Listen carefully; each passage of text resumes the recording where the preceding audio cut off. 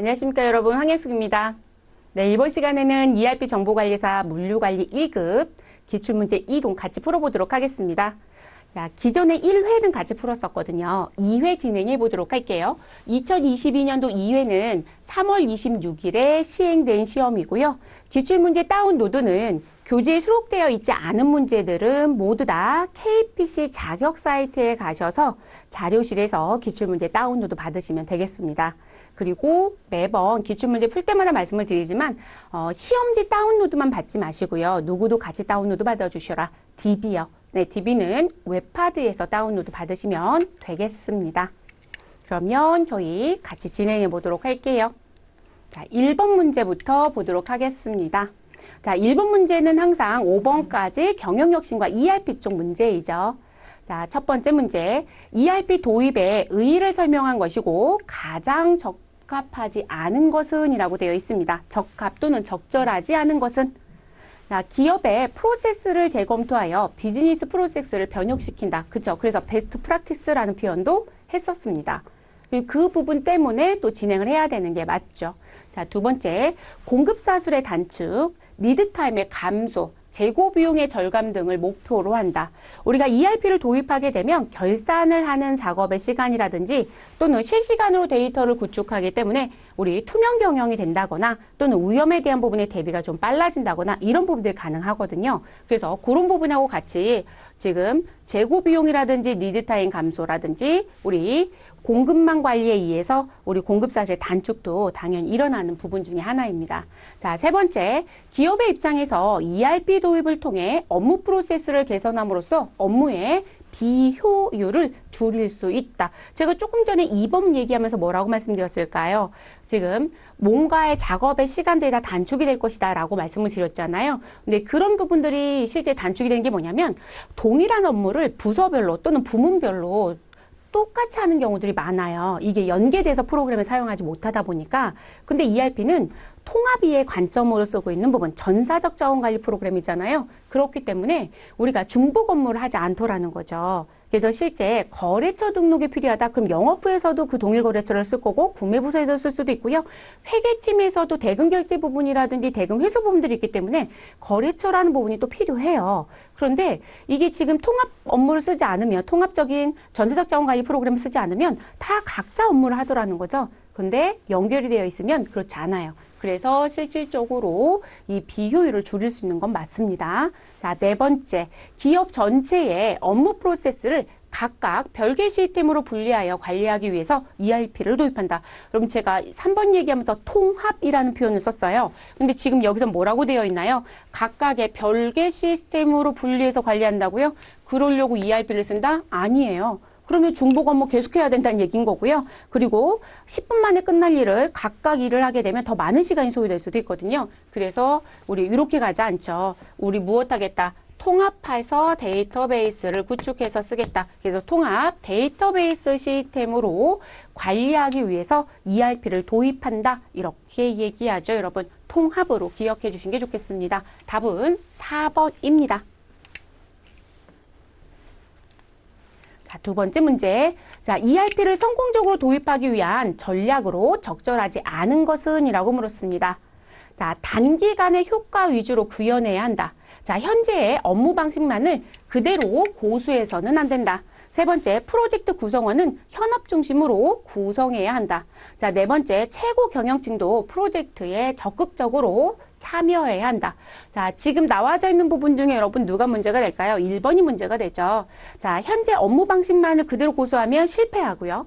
그래서 우리가 일반적으로 ERP를 도입하는 부분에 따라서 우리가 일해야 되는 형태들이 또는 스타일이 바뀔 수가 있습니다. 바뀌어야 되는 게 맞아요. 자, 그리고 프로젝트 구성원은 현업 중심으로 구성해야 되는 게 맞죠. 지금 현재 업무를 진행하는 사람들이 들어와야 되겠죠. 이거 다른 거로 바꿔내면 유능한 컨설트가 끊는 대로 또는 IT 중심적으로 뭐 구축한다 이런 얘기를 해요. 절대로 그렇지 않습니다. 컨설턴트의 도움을 받아야 되는 것도 많고요. 우리가 IT에 대한 부분에 신 IT들이 있으면 거기에 들어와야 되는 건 맞지만 IT 중심으로 하지는 않습니다. 자, 그리고 우리 최고 경영층도 적극적인 참여가 있어야 우리 실패하지 않겠죠. 자, 1번은요. 단기간 효과 위주로 구현한다고요? 자, 우리 가시적인 성과를 거둘 수 있는 부분에 집중해서 구현하셔야 되겠죠. 우리가 단기간이 아니라 장기전으로 사용을 하셔야 되기 때문에 가시 효과에 대한 부분들은 집중해서 가야 되는 건 맞지만 단기간이 아니라 장기적인 효과 구현으로 가져가신 게 맞겠습니다. 그래서 2번의 답은 1번입니다. 자, 세 번째 문제. 자, ERP 특징 중 기술적 특징에 해당하지 않는 것은? 자, ERP 특징은 기술적 특징과 무슨 특징이 있다? 기능적 특징이 있다. 이렇게 말씀을 드렸었죠. 자, 기능적 특징은 사용자가 실제 사용하면서 느끼는 부분이고, 기술적 특징은 프로그램이 갖고 있는 특징이다. 이렇게 보시면 되겠습니다. 자, 기술적 특징의 첫 번째 4세대 언어를 활용하죠. 그래서 우리가 C++ 뭐 이런 용어를 쓴다. 다언어, 다통화, 그리고 다국적을 지원하고 있다. 맞습니다. 그런데 이게 글로벌에 대한 부분의 대응책으로도 실제 들어와야 되는데 이 부분은 기술적 특징이 아니라 무슨 특징에 속할까요? 기능적 특징에 속해야 되겠죠. 답은 2번이 되겠습니다.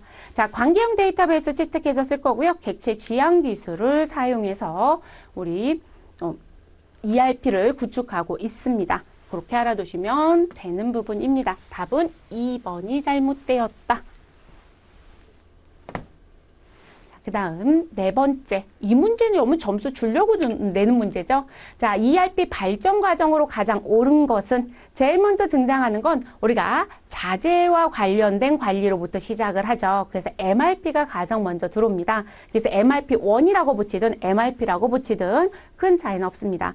자, 그리고 자재 관리 부분에서요, 이제 조금 더 원가적인 부분의 측면들이 늘어나면서 우리는 재고의 관점으로 넘어가죠. 그 부분이 MRP2라고 보시면 되겠고요.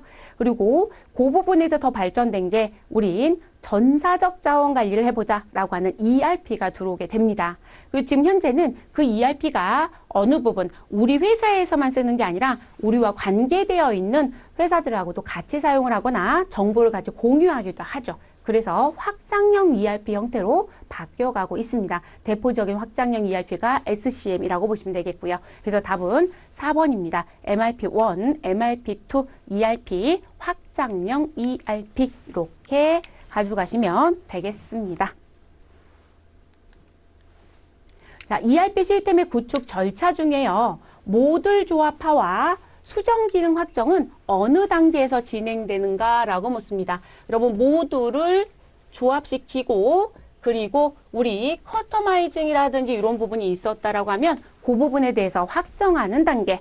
자, 그럼 일단은 분석 단계는 아니겠죠, 여러분. 분석 단계는 현재 진행되고 있는 업무라든지 현재 우리 회사의 특징이라든지 이런 거 파악하는 게 분석 단계죠. 자, 그 분석 단계에서 이제 뭐로 넘어가요? 설계 단계. 패키지를 설치하고 또는 우리 그 패키지 프로그램에 우리가 사용하려고 했던 부분에 기능이 없다라면 커스터마이징을 어디까지 할 건지 이런 거 고민하는 게 설계 단계.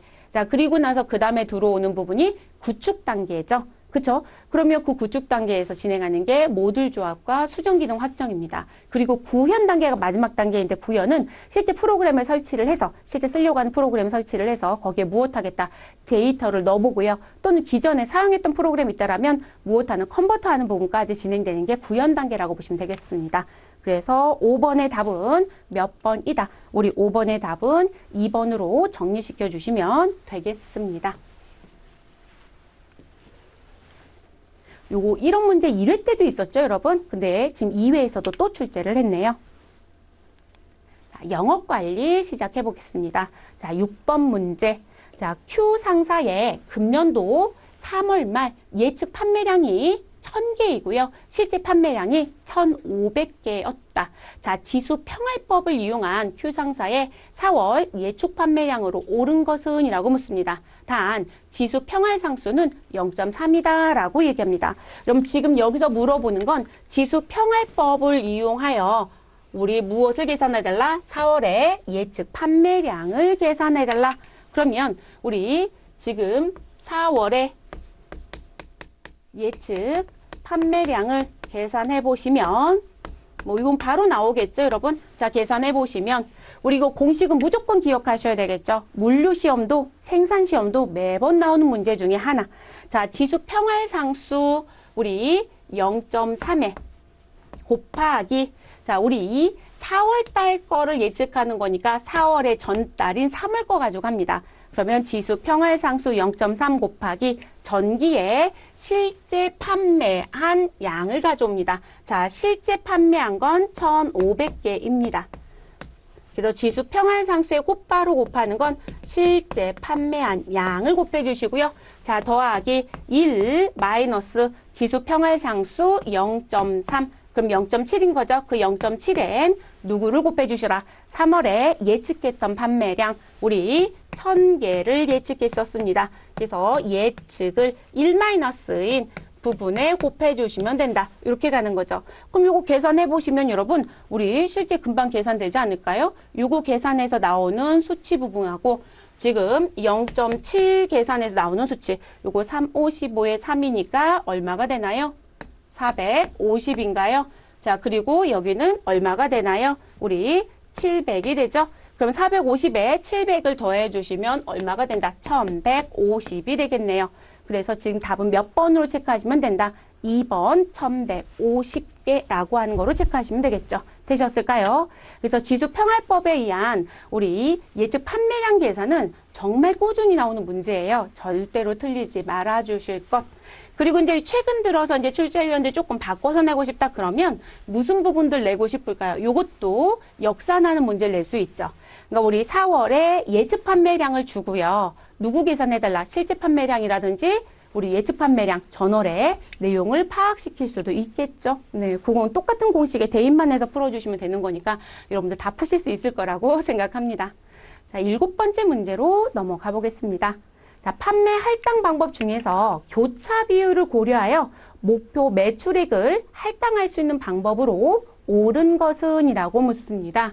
우리가 판매 할당하는 부분은요. 지역별로도 판매 할당을 할 수도 있고요.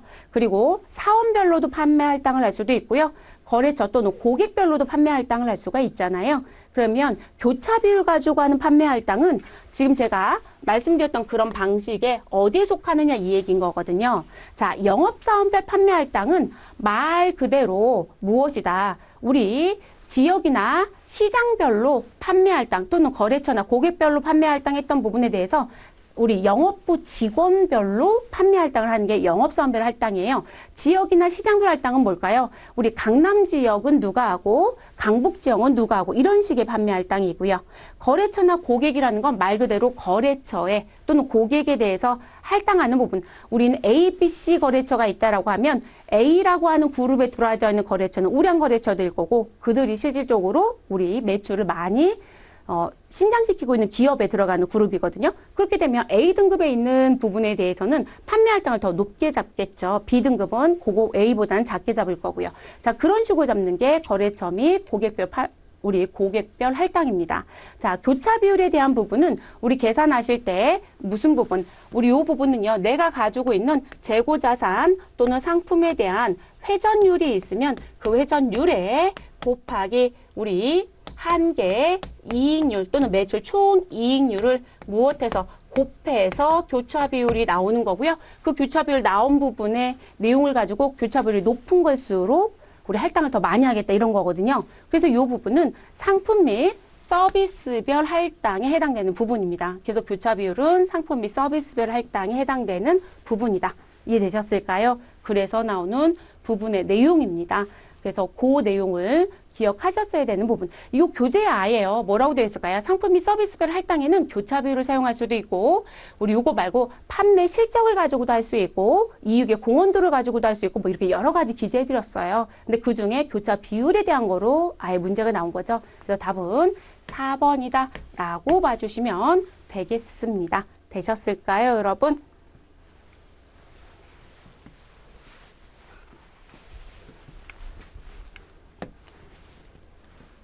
다음 8번째 문제 보겠습니다.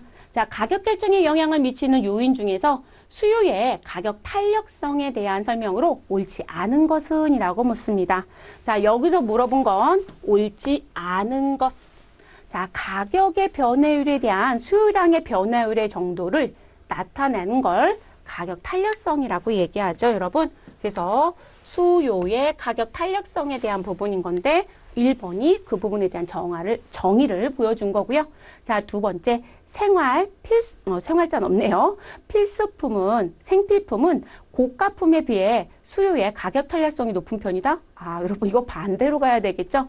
우리 일반적으로 먹고 사는데 필요한 부분들, 그래서 제가 이제 무의식 중에 생활 필수품 이렇게 말씀드렸는데, 우리 필수품 같은 경우는 가격 탄력성이 낮은 편에 속하죠. 네, 높은 편이 아니고요. 낮은 편에 속한다라고 봐주셔야 됩니다. 낮은 편에 속한다.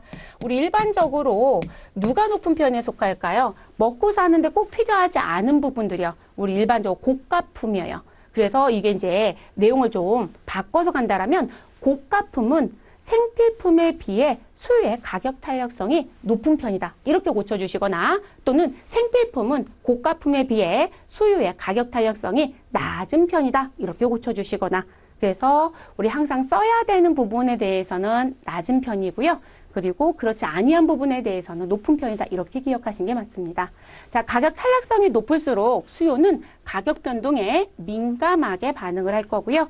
자, 대체자가 적은 상품은 대체자가 많은 상품에 비해서 수요의 가격 탄력성이 낮은 편이다라고 얘기합니다. 그래서 나오는 부분들.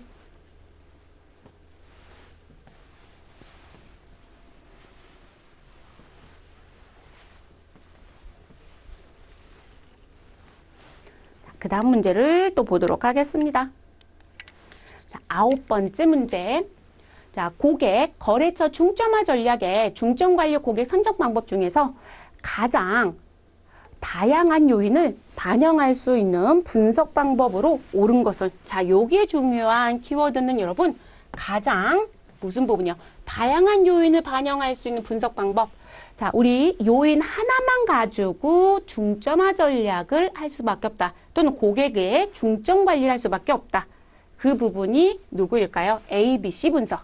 그래서 여러분, ABC 분석 같은 경우는 실제 들어가서 보았더니 뭐라고 얘기한다? 우리는 요인이 하나예요. 1요인 가지고 하죠. 그 1요인의 대표적인 게 매출액이었죠. 그래서 매출액의 비율을 따져서 A등급, B등급, C등급을 따지는 부분이거든요. 그래서 요인이 하나밖에 들어가지 않습니다. 자, 그리고 요인이 2개 정도까지는 볼 수 있다. 그래서 가로와 세로의 요인을 놓고 우리 보겠다라고 하는 부분이 매트릭스 분석이죠. 그래서 얘는 2가지 요인, 2요인까지 볼 수 있죠. 그래서 가로와 세로선에 의해서 우리 이렇게 볼 수 있다라고 했었고요. 자, 그리고 2가지 이상의 요인, 다요소이다라고 합니다. 다요인에 대한 부분, 여러 가지를 가지고 우리 분석을 하겠다. 근데 안 좋은 점 뭐다? 여러 개를 가지고 보려고 하니 우리 분석하는데 아주 오랜 시간이 걸린다는 단점이긴 하죠. 근데 정확하기는 이것이 가장 정확하죠. 그래서 거래처 포트폴리오 분석은 다요인을 가지고 본다라는 게 특징입니다. 되셨을까요, 여러분? 그래서 여러분들이 알아두실 때 우리 그 요인에 대한 부분의 내용을 가지고 볼 땐 ABC 분석은 하나, 그리고 매트리스 분석은 2개, 그리고 거래처 포트폴리오 분석은 2개 이상이에요. 소위 말해서 이제 3개, 4개, 5개, 6개 이렇게 될 수 있다는 얘기세요. 그래서 답은 4번이다 라고 보시면 되겠습니다. 그래서 요인이 다양하다라고 볼 수 있는 건 거래처 포트폴리오 분석.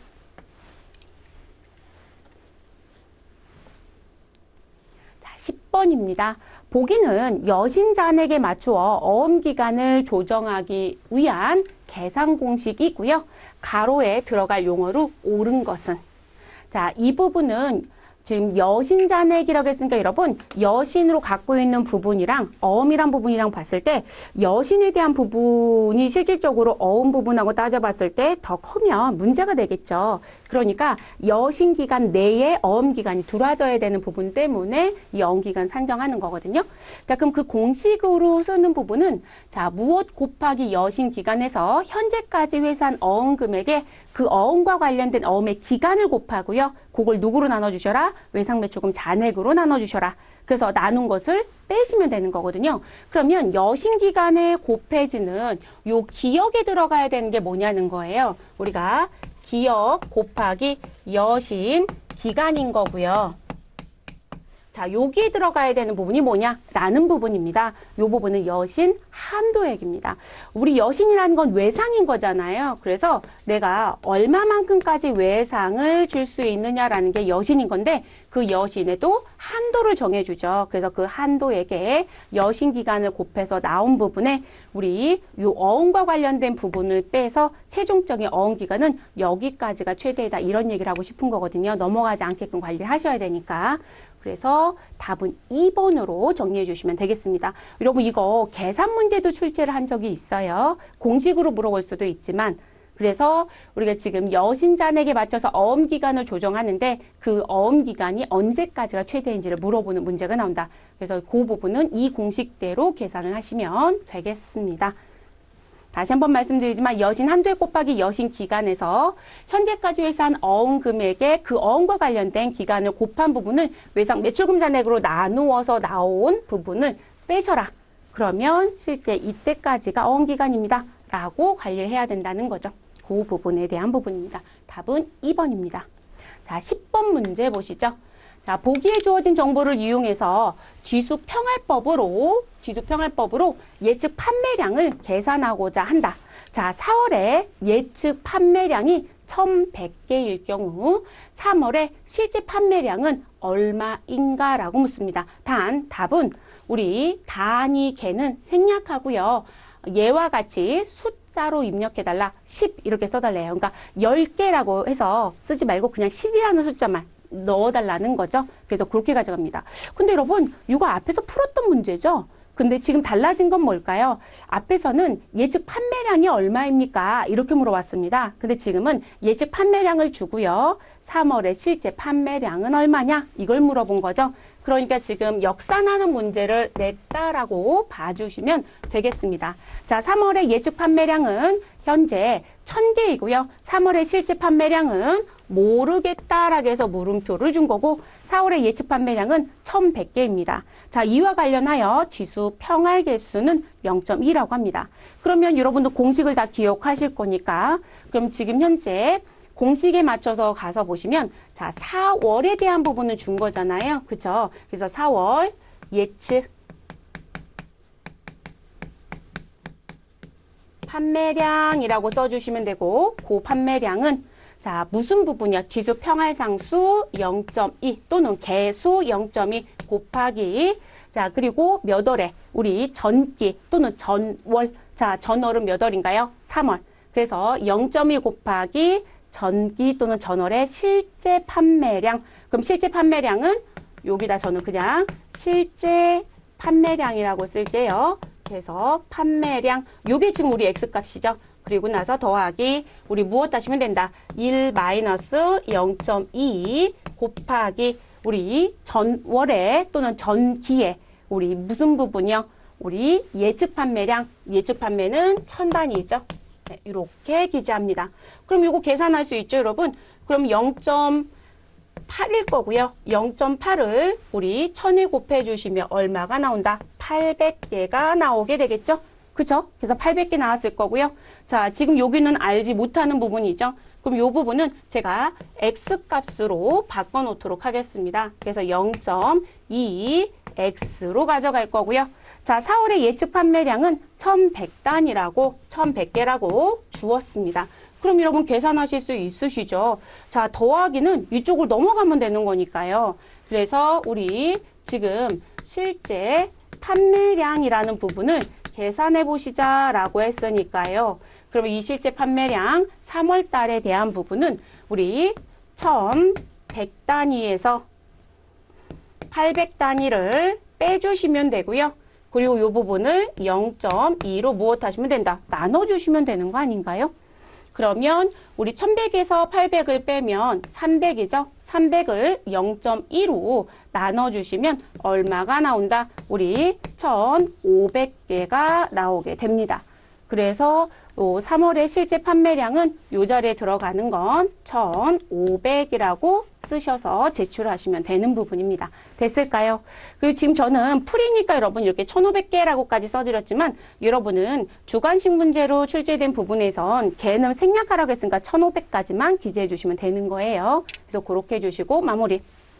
그래서 지수 평할법에 의한 우리 판매량 계산하는 문제가 앞에서도 한 문제가 있었고 뒤쪽에서도 주관식 문제로 이번엔 실제 판매량을 물어본 거지만 그 부분의 문제가 또 출제가 됐다라는 거 되셨을까요? 요런 문제들의 패턴이 자꾸 보여져요. 최근 들어서 동일한 문제를 계속 내는 것 같은 느낌의 문제들이 조금 없잖아 있습니다. 이상하다 생각만 하지 마시고 무엇 하셔라. 푸시면 됩니다. 저희가 문제를 잘못 본 줄 알고 막 문제 슬라이드를 넘기시는 분들이 계시더라고요. 그러지 않으셔도 된다는 거.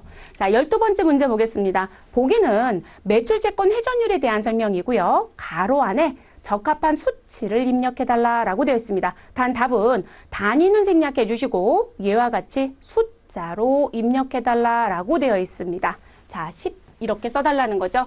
자, 특정 연도에 총 매출액이 100억 원이고요. 매출채권 잔액이 20억 원이라면 매출채권 회전율은 얼마이다. 여러분 이 문제는 너무 쉬운 문제를 주지 않았을까요? 왜냐하면 매출채권 회전율 계산 문제는 여러분들이 공식만 기억하시면 모두 다 가능하시죠. 자, 우리 무엇에 대한 금액, 매출액 100억 원을 누구로 나눠주시면 될까요? 매출채권 잔액으로 나눠주시면 되는 거죠. 그래서 매출 채권에 대한 부분으로 나눠주시면 됩니다. 그래서 매출채권 금액은 현재 잔액이 얼마가 있으시다? 20억 원. 자, 요게 공식이잖아요. 요거 기억하셨다라면 곧바로 계산이 되죠. 그럼 100억 원을 20억 원으로 나누면 우리 매출채권 회전율은 5회가 있는 거죠. 5회. 그래서 우리는 5번의 회전이 있었다. 그리고 여러분 요 부분을 무엇으로 계산해 달라면 매출채권 회전율은 이렇게 하시면 되고요. 요걸 회수기간으로 우리 환산해 달라고 하시면 하실 수 있으셔야 되죠. 자, 아무런 얘기가 없으면 우린 지금 현재 요걸 무엇으로 수치를 본다? 1년. 그러면 지금 회수기간에 대한 부분이 365일을 가지고 5번의 회전이 있었다란 부분이신 거니 365일 안에서 5번의 회전이 있다는 거니까 365일 나누기 5로 하면 회수 기간이 등장이 되는 거죠. 그래서 그렇게 문제가 출제가 될 수도 있다라는 거. 그래서 두 가지 모두 다 가져가셔야 됩니다. 그래서 문제는 어디로 나올지 알 수는 없다는 거. 매출채권 회전율 문제가 더 쉽기는 해요, 여러분. 그런데 회수 기간에 대한 문제도 출제가 되고 있기 때문에 공식화시켜서 가져가실 땐 항상 두 가지를 같이 가져가시는 게 좋겠습니다. 자, 숫자만 쓰라고 했으니까 답은 뭐라고 쓰셔야 될까요? 5라고 쓰고 나오셔야 되는 거죠. 네, 12번의 문제는 숫자 5가 답이 됩니다. 자, 13번 문제 보겠습니다. 자, 지금 주식회사 K무역은 월말 마감 차월 회수 공식을 사용하여 자, 키워드는 누가 키워드가 된다. 월말 마감 차월 회수라는 공식.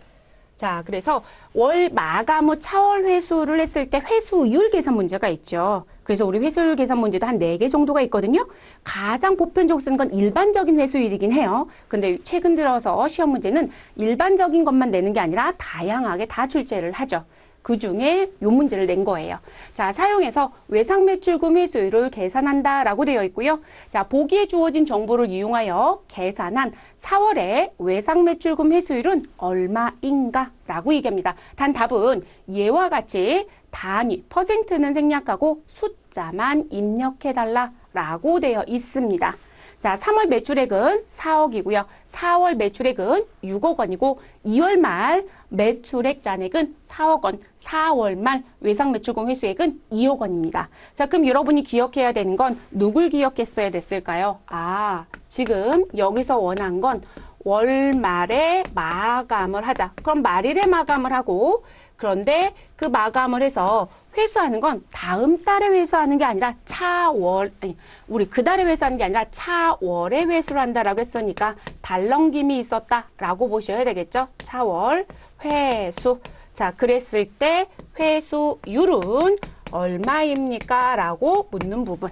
그러면 우리 당월에 회수한 건 지금 몇 월 달 거 회수율 계산할 거냐면 4월에 대한 외상매출금 회수율 계산할 거잖아요. 그러면 외상매출금 회수는 2억 원이 있었네요. 자, 이걸 우리가 당월 회수액이라고 얘기하겠죠. 그래서 당월 회수액 얼마가 있다? 2억 원이 있습니다. 자, 자, 요 부분에 대해서 우리는 나눠야 되는 값이 등장하겠죠. 자, 그 부분은 자, 차월이라고 했으니까 제가 달을 넘기라고 했어요, 여러분. 그래서 달을 넘겨야 되기 때문에 공식화 시키실 때요. 전월의 외상매출금 잔액이 아니라 전전월이에요. 전전월. 그래서 달을 넘겨라 라고 해서 한 달을 건너뛸 거거든요. 그래서 2월 말. 그러니까 이번 문제는 사실 함정은 없었어요. 제가 볼 때는. 왜 함정이 없다고 말씀을 드리냐면 이거 함정을 팰 거면 2월 말 외상매출금 잔액, 3월 말 외상매출금 잔액 이렇게 여러 달을 줄 거거든요. 그런데 외상매출금 잔액을 딱 2월 거밖에 안 줬어요. 그러니까 전전월의 외상매출금 잔액을 준 거죠. 그래서 저는 요거 그냥 약칭으로 쓸게요. 여러분 공식은 아래에 다 보이실 거니까 해서 전전 월 말에 우리 외상매출금 잔액에 대한 금액을 가지고 옵니다. 그러면 그 금액은 4억 원이었던 거죠. 그래서 4억 원.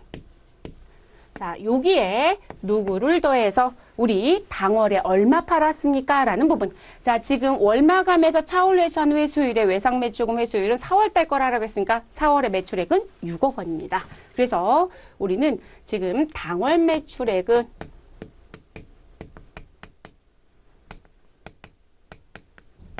6억 원이 됩니다.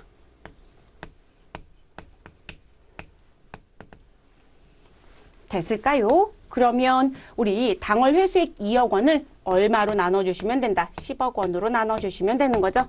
그래서 2억 원을 10억 원으로 나눠주시면 되시겠고요. 여기에 우리 회수율 계산하는데 퍼센테이지로 표시하니까 100분율 해주시면 되는 거죠. 그럼 여러분 지금 현재 나와져 있는 부분을 나눠보시면 우리 몇 퍼센트가 될까요? 여러분 2억을 10으로 나누면 0.2죠. 0.2에 10% 우리 100분율 하시면 우리 20%가 되는 거죠. 근데 여기서는 숫자만 써달래요. 그러니까 퍼센테이지는 떼라고 했으니까 답을 쓰실 땐 어떻게 쓰시라? 20 이렇게 쓰고 나오시면 되는 거죠. 그래서 20이라고 쓰고 나오시면 되는 부분입니다. 그래서 우리가 일반적으로 월말 마감 차월회수다라고 하시게 되면 우리가 외상매출금 잔액이 전월 잔액이 아니라 전전월의 잔액이다. 그래서 한 달을 건너뛰어서 회수가 일어난다. 이런 의미가 되신다는 거. 또 그거 기억하고 들어가셔야 되겠죠. 그래서 답은 20이라고 써주시면 되겠습니다. 자, 13번 이렇게 마무리됐고요, 여러분. 자, 14번 보겠습니다.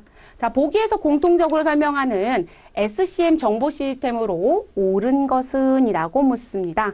자, 보기 내용을 봤더니요. 제조업체의 효과적인 재고 관리와 유통업체에 대한 적시 보충이 가능하도록 하여 결품 비율을 낮출 수 있도록 지원하는 시스템이다. 자, 제조업체와 상호 협업 기능을 강화한 시스템이다. 이 부분도 한 번쯤은 봤을 것 같아요. 그쵸, 여러분? 그러면 지금 보시면 적시 보충이 가능해서 결품 비율을 낮춰준다. 그러면 이 부분은 실질적으로 전자상거래에서 가장 많이 쓰고 있는 부분이고 실시간으로 보충이 되는 부분이었었거든요. 그래서 이 부분은 적시적 보충 프로그램이다라고 하는 CRP에 대한 설명입니다. 그리고 사실 여기 힌트가 있었죠, 여러분. 지금 보시면 적시 보충이 가능하여 결품의 비율을 낮춰주도록 지원하고 있다. 그래서 적시 보충 프로그램이에요. 또는 적시적 보충 프로그램. 그래서 CRP라고 기억하시면 되겠습니다. 자, 그리고 창고 관리 시스템, 공급자 관리 재고에 대한 시스템, 그리고 효율적 소비자 대응 시스템이라고 하는 ECR까지 이제 나와져 있는데요. 아주 특이한 게 비슷한 부분 가지고 계속 글 바꾸기 하면서 문제가 나온다는 거. 그래서 여러분들이 기출 가지고 공부하실 때요. 자주 나왔던 용어들은 입에 붙여 가지고 가시는 게 좋으세요. 얼마든지 누구로 낼 건지를 바꿔서 낼 수 있습니다. 그럼 1번에 있었던 창고 관리 시스템이라고 하는 WMS라고 하는 부분은 무슨 부분이신 거예요, 여러분? 이건 말 그대로요. 우리가 창고 관리 시스템으로 쓰고 있는 부분의 약칭인 거죠. 그래서 창고 내에서 이루어지고 있는 물품의 입출구에 대한 관리, 로케이션 관리. 로케이션은 이 물건이 어디에 있는지에 대한 부분이죠. 그리고 재고 관리, 그리고 피킹 또는 분류, 차량과 관련된 지원에 대한 관리, 안전 관리, 그리고 또 인원 관리, 그리고 작업 관리, 지표 관리에 대한 부분을 수행할 수 있는 정보 시스템입니다. 그래서 요즘엔 창고 관리 시스템에 단순히 그냥 창고라는 것만 있는 게 아니라 어디 어떤 물건이 있는지까지도 알 수 있고요. 그리고 판넬에서 조작을 하면 그 물건을 자동으로 가져올 수도 있어요. 의류나 뭐 신발 같은 경우들은 지금 몇 번에 있는 무슨 신발을 내가 필요해서 이렇게 버튼을 누르면 톡 떨어뜨려서 바구니 같은 거에 담겨서 앞으로 출고가 되기도 하거든요. 그런 식으로까지 다 가능하죠. 자, 공급자 관리 재고라고 하는 시스템 VMI도 한동안 참 많이 냈던 부분이기 때문에 이것도 기억을 하셔야 됩니다. 그래서 VMI로 낼 수도 있고 공급자 관리 재고라고 하는 거로 낼 수도 있죠. 자, 제조업체와 유통업체로부터 물류 정보를 전달받고요. 유통업체가 재고를 직접 관리한다는 게 특징. 그러니까 우리가 일반적으로 재고 관리한다라고 하면 제조업이 있다라면 제조업에서 하는 게 맞는데 이건 제조업이 아니라 유통업에서 재고를 직접 관리한다는 거죠. 그래서 정보를 공유한다라는 게 특징이에요. 그래서 유통업체는 필요한 경우에 필요한 수량만큼 재고를 공급자가 운영하는 물류 거점에서 가져오는 방식이다라고도 얘기할 수 있습니다. 자, 효율적 소비자 대응 시스템이라고 하는 ECR에 대한 부분. 자, 요거는 키워드를 가져가신다면 포스 시스템이 들어온다는 게 특징입니다. 그래서 유통업체와 제조업체가 효율적인 상품의 보충, 그리고 점포 진열에 대한 부분, 판매 촉진 등을 목적으로 포스 시스템을 도입해서 자동적으로 제품을 충원하는 전략이다. 그래서 들어올 때 포스에 찍고 나갈 때 포스에 찍다 보니까 얼마만큼의 재고가 있는지 실시간 확인이 됩니다. 그래서 그 정보를 공유하고 있는 거죠. 그래서 이런 부분까지 같이 가져가시면 좋을 것 같습니다. 자, 15번 문제 보겠습니다. 공급망 물류 거점 운영 방식에 대한 설명으로 가장 옳은 것은? 이라고 묻습니다. 자, 지금 여기서 물어본 건 옳은 것은? 이라고 물었다는 게 우리가 갖고 가야 되는 특징입니다. 자, 지금 첫 번째 부분, 직배송 방식은, 그럼 직배송이라고 하는 건 우리 말 그대로 공장에서 누구에게? 소비자에게 바로 가는 거죠. 그래서 우리 직배송은 다이렉트 또는 원스톱 방식이라고 보시면 되겠습니다. 자, 그럼 글을 좀 읽어볼게요. 직배송 방식은 중앙물류센터에서 전체 공급망에 물품을 통합해서 운영한대요. 여러분, 직배송인데 왜 중간에 거점이 등장해요? 거점 등장 안 해야 되겠죠? 그래서 지금 여기에 나온 설명은 뭐로 보셔야 될까요? 아, 중앙물류센터에서 전체 공급망의 물품을 통합하여 운영한다라고 하는 건 통합물류센터 운영 방식에 대한 설명입니다. 그러니까 1번은 잘못된 게 맞는 거죠. 자, 두 번째, 지역 물류센터 운영 방식은 소비자 근처로 위치한 분산물류 거점을 운영한다. 자, 그래서 소비자의 만족도는 올라갈지 모르지만 물류비가 많이 들어간다는 문제가 돼요. 왜냐면 거점이 자꾸 늘어나니까요. 그래서 지금 요 2번은 맞는 표현입니다. 맞습니다. 요 답은 2번이네, 여러분. 옳은 것을 찾아달라고 했어요. 2번. 자, 세 번째, 크로스 도킹 운영 방식. 크로스 도킹 운영 방식은 이렇게 창고가 있다라면 창고에 들어온 것처럼 했다가 곧바로 나가버리는 방식이에요. 그래서 이 크로스 도킹은 실질적으로 보관의 기능은 없고요. 무슨 부분? 우리 들어올 때 A라는 차량에 실었던 부분이 B라는 차량, C라는 차량, D라는 차량으로 옮겨지거나 분류 작업해서 바로 나가는 시계. 그래서 환적의 기능만 갖고 있는 게 크로스 도킹이라고 보시면 되겠습니다. 자, 그래서 크로스 도킹 운영 방식은 그런 의미거든요. 자, 그런데 여기 이제 내용을 볼게요. 중앙 물류센터와 지역 물류센터를 혼합하여 사용하며 글로벌 공급망인 경우에 주로 적용이 되고 있다. 라고 얘기를 합니다. 근데 여러분, 제가 분명히 크로스 도킹이라고 하는 부분의 운영 방식은 뭐로 봐달라고 말씀을 드렸어요? 물류 거점의 재고를 보유한다, 안 한다? 안 하고, 우리 들어왔다가 바로 다른 데 실려서 나가는 식의 상황이다. 그래서 환적의 기능만 제공한다고 했어요. 그렇기 때문에 지금 3번에 대한 부분은 크로스 도킹으로 조금 여러분들 기억하시는 게 좋으실 것 같고요. 그 크로스 도킹은 지금 이 부분으로 바꿔서 가지고 가시면 좋을 것 같습니다. 그래서 환적의 기능만 제공한다 라고 하는 부분. 자, 그리고 이제 네 번째 부분은 또 뭐가 잘못됐는지 볼게요. 자, 통합 물류센터 운영 방식은 이라고 되어 있네요. 자, 생산자 창고만 보유하고 물류 거점을 거치지 않고 소비자에게 바로 배송한다. 제가 그래서 다이렉트다라고 아까 말씀드렸죠. 그게 무슨 방식이다? 직배송이라고 했어요. 그러니까 4번은 통합 물류센터 운영 방식이 아니라 뭐로 봐주시면 된다. 생산자 창고만 보유하고 있는 물류 거점을 거치지 않고 소비자에게 바로 배송하는 직배송에 대한 설명이다. 이렇게 봐주시면 좋을 것 같습니다. 되셨을까요? 그래서 이렇게 마무리.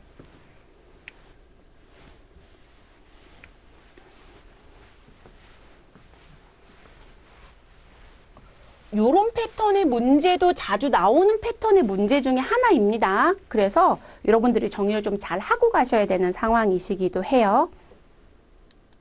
자, 16번 문제 보겠습니다. 자, 주식회사 KPC전자는 생산 현장에서 필요로 하는 부품을 경제적 주문량만큼 발주하여 사용하고 남은 자재는 창고에 보관한다.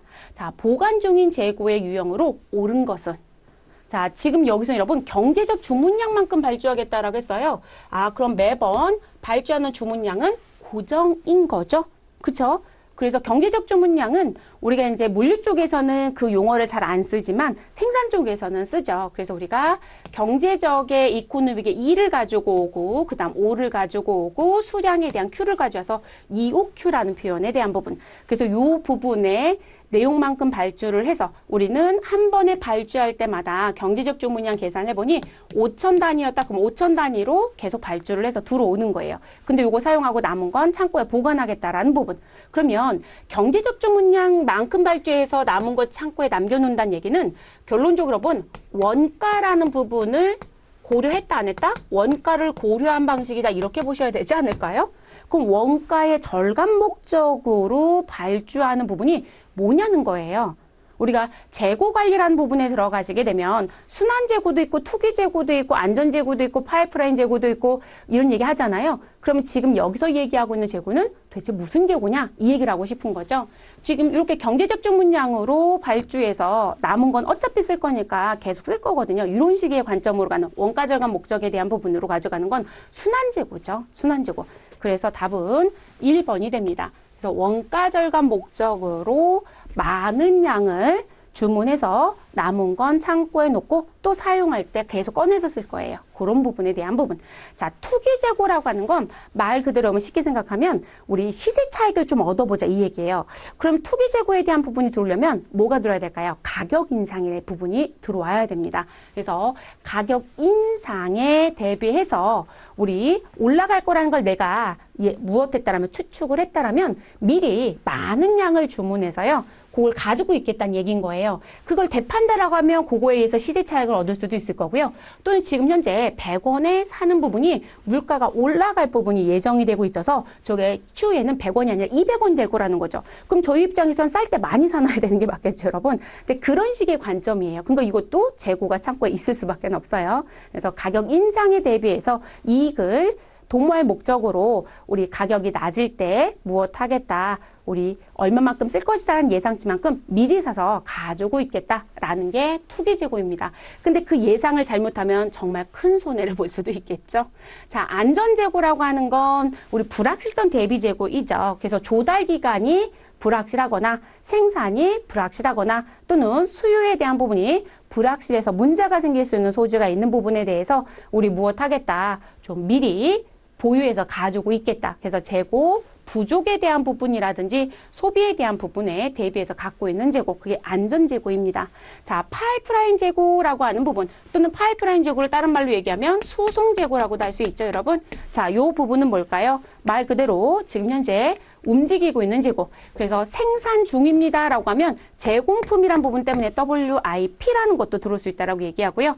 그리고 수입한다, 수출한다라고 하면 운송 중이다라는 얘기를 또 하죠. 그래서 운송 중인 상품이나 제품, 뭐 원재료 이런 부분들이 파이프라인 재고 또는 수송 재고라고 얘기를 합니다.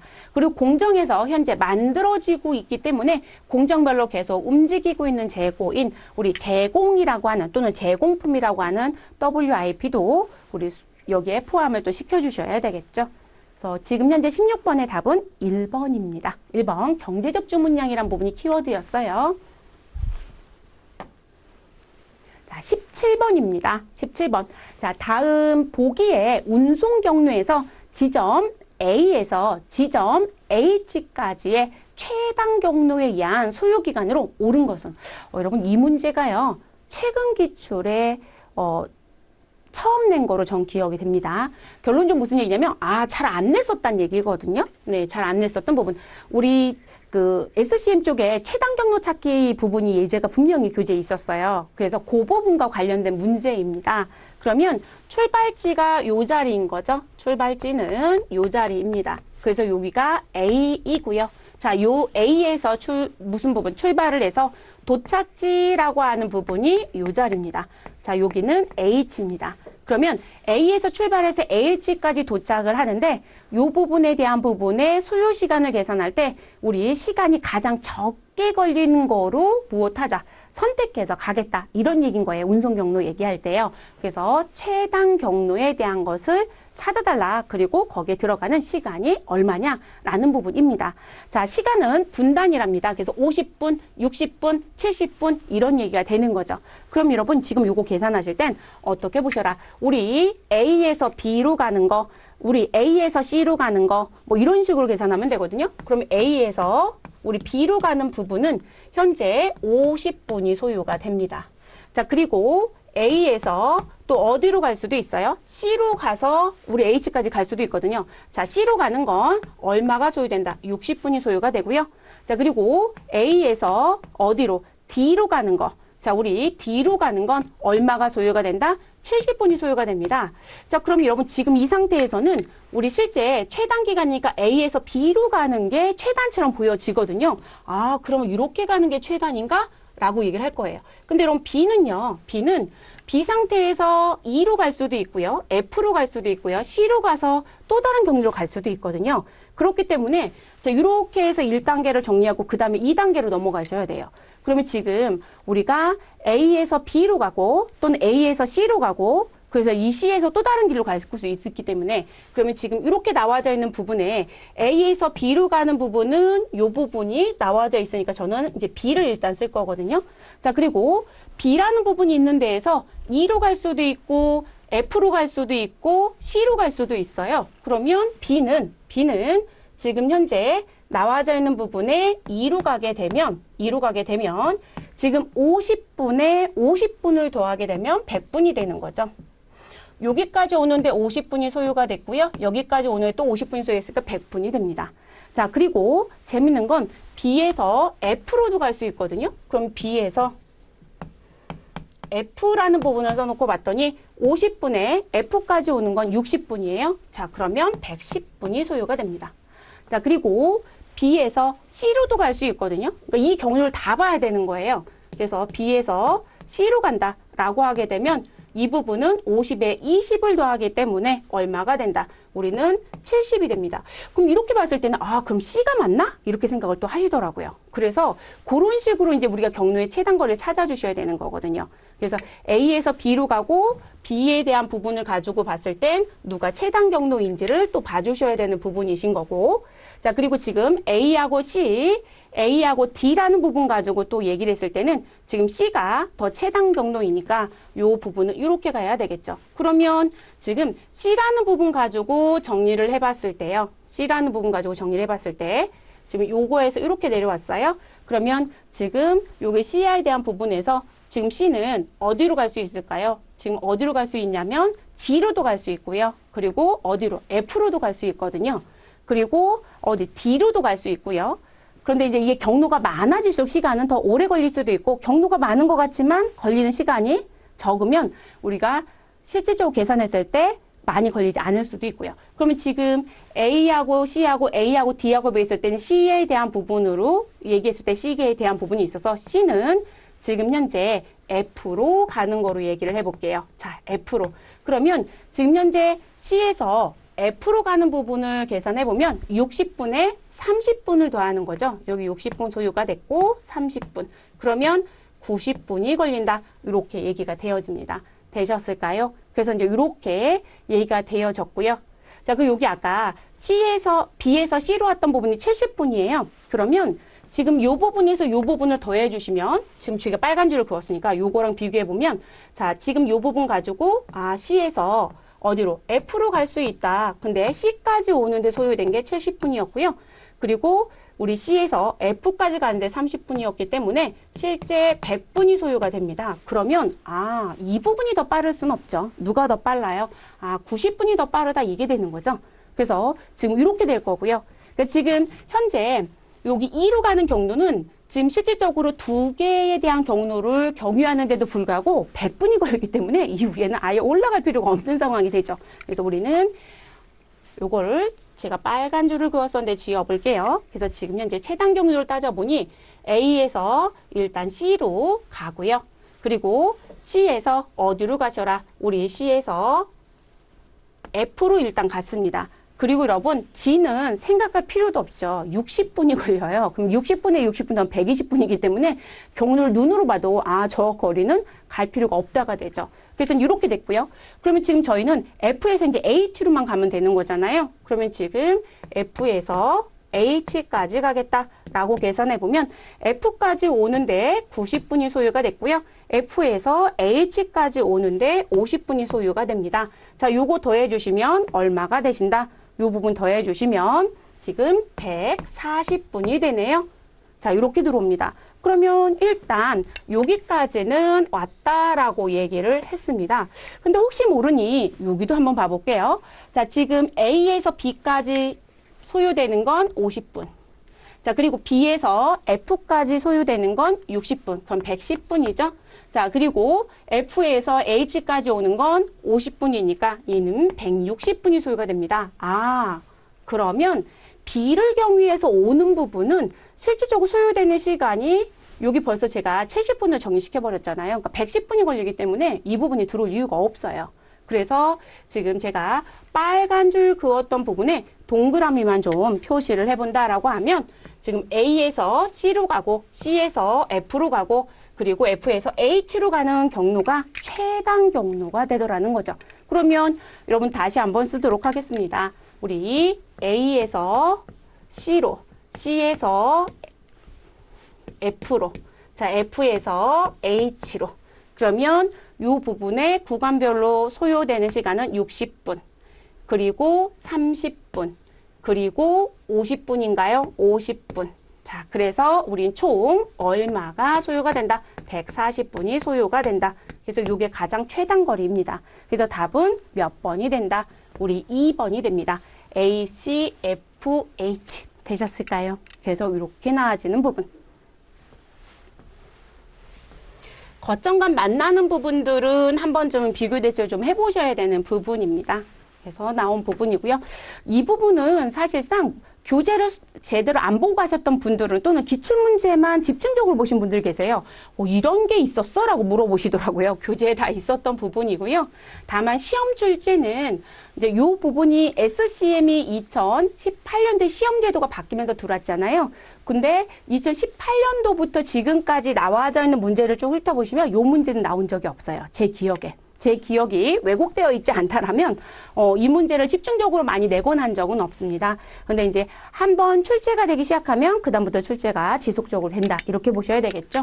그래서 답 2번을 체크해 주시고 한 번 더 손으로 계산해서 정리를 좀 해주시는 게 좋겠습니다. 18번 문제로 넘어가 보겠습니다. 자, 창고 보관의 기본 원칙 중에 보관 물품의 상호 관련 정도에 따라 연계하여 보관 장소를 정하는 원칙을 가리키는 용어로 옳은 것은? 이라고 묻습니다. 우리가 이 보관 원칙에 대한 부분이 참 많았었어요. 창고 보관 원칙이. 근데 그 중에 요거 물어본 거죠. 그래서 지금 요걸 뭐라고 하느냐. 자, 지금 상호 관련 정도에 따라 연계해서 보관 장소를 정하는 원칙을 찾아달래요. 답은 4번입니다. 네트워크 보관의 원칙. 그래서 이 상호 관련 정도에 따라 연계하여 보관 장소를 정하는 원칙. 여러분 연계한다고 했으니까 네트워크가 연결되어 있다 이렇게 이해하시면 될 것 같아요. 그래서 답은 4번입니다. 그러면 1번에 나와져 있는 동일성의 원칙은 뭘까요? 우리 똑같은 물품이에요. 그래서 동일 물품은 동일 장소에 보관을 해달라 이런 얘기입니다.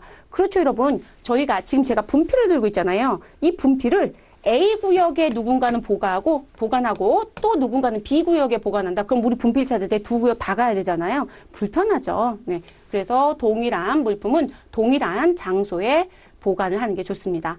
자, 회전 대응의 원칙이다라고 하는 부분은요. 우리 회전이라는 건 물건이 얼마나 입고가 되고 출고가 되는지. 그러니까 우리가 왜 자주 쓰는 물품들이 있고요. 자주 안 쓰는 물건들이 있을 거예요. 자주 쓰는 부분에 따라 자주 쓰는 물품은 될 수 있으면 출입구에 가까운 쪽에 사실 보관하는 게 맞아요. 그리고 우리 판매가 더 자주 된다. 그러면 뒤쪽보다는 앞쪽에 보관하는 게 맞겠죠. 근데 그런 식의 관점을 좀 따져보라는 얘기세요. 회전 대응의 원칙. 그래서 보관할 물품의 장소를 회전 정도에 따라서 정해서 우리 보관을 하자. 이런 얘기입니다. 자, 위치 표시의 원칙이다라고 해서 나와져 있는 부분은요. 우리 어디에 물건을 보관했다라고 하는 위치가 있으시죠. 네, 그 부분을 우리 무엇해달라? 관리해달라 이 얘기입니다. 그래서 보관 적재한 물품의 로케이션에 주소 번호를 표시하는 원칙. 그렇죠. 넘버링 해주셔야 찾기 쉬워요. 그래서 나오는 부분입니다. 그래서 이 부분은 어떤 식의 문제로 출제가 되든 다양하게 이제 요즘엔 출제를 하려고 하니까요. 이 부분도 나 기억이 안 나요 라고 하시면 교재 한 번 더 열어서 읽어보시는 게 좋으실 것 같습니다. 가장 많이 냈던 건 선입선출 원칙을 제일 많이 내긴 했었어요. 그런데 요즘은 다양성으로 시험이 바뀌어가고 있습니다. 자, 19번 문제 보겠습니다. 보기의 가로 안에 공통적으로 들어갈 용어를 한글로 입력하시오. 자, 이 효과란 공급 사슬의 상류로 올라갈수록 수요의 변동폭이 증폭되는 현상이다. 증폭. 그럼 여러분, 요 증폭되는 거 그려보면 시작점에서 그림을 그려놓고 보았더니 이런 식의 형태로 바뀐다라는 거죠. 그래서 목동이 무엇을 들고 있을 것이다. 채찍을 들고 있을 것이다. 그래서 이 부분은 우리 무엇에 대한 부분이에요, 여러분? 채찍 효과에 대한 부분이죠. 채찍 효과에 대한 부분입니다. 그래서 나오는 부분이고요. 자, 이 효과의 원인은 잦은 수요 예측의 변경, 그리고 필요량보다 과도한 발주, 가격 변동의 영향 등이다라고 얘기합니다. 자, 이 효과의 해결 방안으로는 공급 사슬을 구성하는 주체들 간에 수요 정보를 공유하고요. 전략적 파트너십 등이 있다. 그래서 이 부분에 공통으로 들어가는 건 채찍 효과. 그러니까 여러분 주관식 문제니까요. 뭐라고 쓰시면 될까요? 채찍이라고만 써주시면 되겠죠. 그리고 가끔 자주 안 쓰는 글씨든 자꾸 오타를 내놓고 나오신 분들이 계시는데 오타 내지 않게끔 정리 잘 하고 나오시길 바랍니다. 채찍 효과. 자, 20번 문제입니다. 다음 보기의 자료에 따른 재고 감모 손실은 몇 개인가? 단, 우리 단위계는 생략하고요. 얘와 같이 숫자로만 입력하시오라고 되어 있습니다. 여러분, 우리 재고 감모 손실이라고 하는 건 장부에 있는 수량과 창고에 있는 수량의 차이가 있다. 그런데 실제 수량이 장부 수량보다 작다라는 표현이 되거든요. 그러면 이 부분에 대한 거 계산하실 땐 무슨 수량에서 우리 장부에 남겨져 있는 수량에서 무슨 수량을 빼주시면 된다. 우리 창고에 가서요. 우리 무엇한 수량? 우리 실사한 실제 수량이 있을 겁니다. 남겨져 있는 실제 수량을 빼서 그 차이가 뭐가 될 것이다. 우리 감모한 수량이 될 것이다. 이런 원리로 계산해 주시면 되겠습니다. 자, 요걸 물어보는 문제. 자, 기초재고는 500개이고요. 단기 매입은 3,000개이고 계속기록법에 의한 단기 매출은 1,600. 실지 조사로 파악한 기말 재고는 200개라고 합니다. 그럼 여러분 계속기록법상에서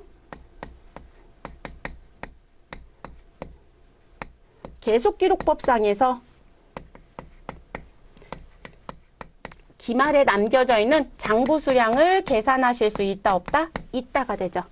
자, 그러면 계속기록법상 장부 수량, 기말 재고 수량은 우리 가지고 있었던 기초 재고 수량 500개에 더하기 당기에 매입한 수량을 더해 주셔야 되겠죠. 전 매입이라고만 쓰겠습니다. 몇 개가 있냐면 3,000개. 자, 그리고 계속기록법의 특징은 뭔가요? 입고하는 거, 출고하는 거 모두 다 장부에 기록하겠다. 그러면 여기서 우리 매출한 수량 또는 판매한 수량은 무엇할 것이다? 기록을 하겠죠. 그래서 매출은 1,600개가 있었다. 이렇게 얘기하는 거죠. 그럼 여러분 지금 기초와 매입에 대한 부분이 3,500개가 있었던 거고요. 그 3,500개에서 1,600개를 빼라는 거죠. 자, 그럼 1,600개를 빼시면 얼마가 되시나요? 1,900개가 됩니다. 아, 장부상 재고 수량은 현재 얼마가 있다? 1,900개가 있다. 그런데 창고에 가서 무엇을 파악했더니 기말에 남겨져 있는 재고를 세봤더니 200개밖에 없대요. 그럼 나머지 수량이 모두 다 감모 수량인 거죠? 그럼 여러분 지금 요 부분의 공식대로 정리해달라고 했으니까요. 자, 그러면 요거 정리해 보시면 장부 수량 1,900개에서 실제 창고에 남겨져 있는 수량 200개를 빼주시면 우리 감모된 수량은 몇 개가 된다? 1,700개가 됩니다. 자, 답을 쓰실 땐 누구까지만 쓰시면 되고요. 1700까지만 써주시면 되겠죠. 숫자로만 입력하세요 라고 되어 있으니까 답은 1700 이렇게 쓰고 나오시면 되겠습니다. 회사 문 닫을 것 같지 않나요? 장부가 1900개인데 1700개가 지금 없어졌다는 얘기잖아요. 반드시 원인 찾기 하셔야 되겠죠. 시험이니까 이렇게 내셨겠죠. 그래서 1700이 답이 됩니다. 되셨을까요?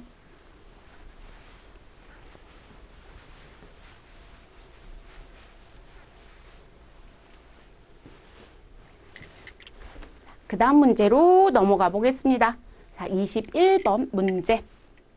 자, 효율적인 구매 목적 달성을 위한 자체 생산과 구매, 외주 결정을 할 때 고려해야 되는 측면으로 옳지 않은 것. 자, 기술 권리 측면, 생산 능력 측면, 원가 절감 측면, 영업 능력 측면. 누가 봐도 4번은 해당 사항이 없겠죠, 여러분? 우리가 자체 생산을 할 건지 외부에서 생산할 건지 또는 외부에서 구입할 건지에 대한 결정을 하실 땐 우리 기술 권리적인 측면, 제조 기술, 원가 절감, 그리고 생산 능력 측면이 들어가야 되겠죠. 그래서 나온 부분. 그래서 지금 1, 2, 3번 하나 더 추가한다라면 제조 기술에 대한 거 하나 더 넣어주시면 되겠습니다. 그래서 답은 4번. 이건 점수를 주고 싶었었던 것 같아요. 네. 가장 간단한 문제죠. 이쪽 파트 부분 자체에서. 자, 22번 문제 보겠습니다. 자, 가격 결정 중에서 경쟁자 중심 가격 결정 방식으로 옳은 것은 우리 가격 결정 방법에 대한 부분에 들어가면 우리 경쟁자 중심 방식이 있고요. 그리고 또 무슨 방식이 있을까요? 우리 평점 방식 뭐 이런 게 있었죠. 자, 그리고 경쟁자 중심 방식에 가시면 우리 다시 무슨 얘기가 있을까요? 좀 요 부분에 가시면 또 다시 나눠서 세분화시켜서 또 보기도 하죠. 자, 그러면 여기 1번에 입찰 경쟁 방식이 있고 우리 지각가치 기준이 있고요. 손익분기점이 있고 목표 투자 이익률 방식이 있네요. 자, 여기서 물어본 건 뭘 물어봤냐면 경쟁자 중심적 가격 결정.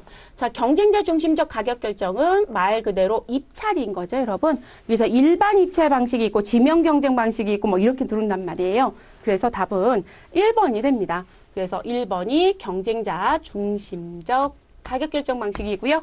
자, 지각가치 기준은 구매자가 느끼는 거로 가셔야 되는 거죠. 본인이 지각한 부분에 맞춰서 가격이 형성되는 거. 그래서 이 부분은 구매자 중심적 가격 결정 방식입니다.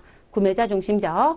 자, 그리고 손익분기점 분석에 의한 방식과 목표 투자 이익률에 대한 방식. 자, 요 부분은 실제 내가 생산하는데 얼마가 들어갔는지를 가지고 우리 가격을 산정하는 방식이죠. 그래서 코스트 플러스 가격 방식도 있고 뭐 이럴 거예요. 더 추가될 수 있는 부분들이 있으시니까. 그러면 비용 중심적 가격 경쟁 방식이죠. 비용 중심적 가격 결정 방식 되셨을까요? 자, 어떤 부분으로 문제가 출제가 되든 정확하게 구분은 해주실 것. 이번에는 경쟁자 중심에 대한 부분에 대해서 우리가 입찰을 들어간다면 어떤 입찰을 들어가는지는 안 물어봤고요. 그냥 큰 테두리만 물어봤네요.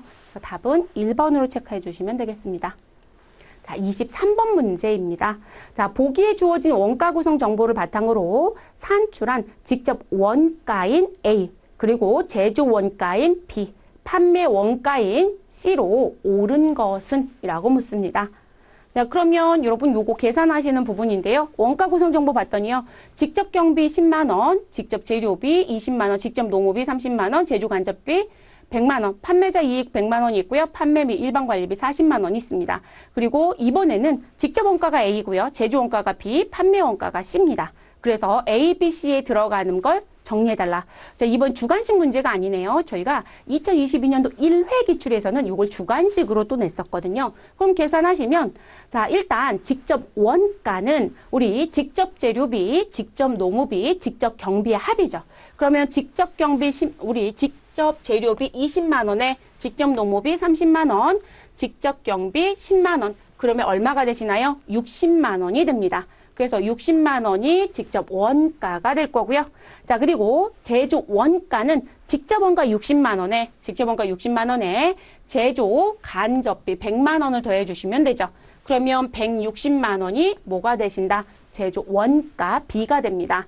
자, 판매 원가 C는 제조 원가 160만 원에 판매비 및 일반 관리비에 대한 40만 원을 더해 주시면 200만 원이 되죠. 요게 답이 됩니다. 그럼 여러분 지금 A는 60, B는 160, C는 얼마가 되나요? 200만 원. 그러면 몇 번이 답이 된다? 3번이 답이 되는 거죠. 그래서 답은 3번입니다. 별로 어려운 문제는 아니시죠? 그래서 이 문제도 정확하게 정리를 해서 가지고 가시면 되는 부분. 패턴이 자주 나오는 건 꼭 기억을 하고 들어가신 게 좋겠습니다. 자, 24번 문제 보겠습니다. 자, 사업장별 분산 구매 방식과 비교했을 때 본사 집중 구매 방식을 통해 얻는 상대적 장점으로 옳지 않은 것은, 우리가 구입하실 때 여러분 본사에서 다 한꺼번에 구입할 수 있는 게 있었고요. 그리고 각 지역별로 그 지역 내에서 구입하는 방식이 있었죠. 그래서 사업장별로 분산 구매할 거냐, 본사 집중 구매할 거냐, 그러면 그 부분에 장단점이 있을 겁니다. 자, 구매 비용이 줄어든다라고 되어 있는 부분, 요거는 본사 집중 방식이었을 때 구매 비용이 줄어드는 특징을 가지고 있죠. 왜냐하면 각 사업장별로 각각 구입하시면 거기서 발생되는 비용들이, 우리가 물품의 가격은 동일할지 몰라도 발생되는 부대 비용들인데 그게 다 여러 번 들어가야 되거든요. 근데 본사에서 하면 한 번만 들어오면 되죠. 자, 가격이나 거래 조건을 유리하게 정할 수 있다.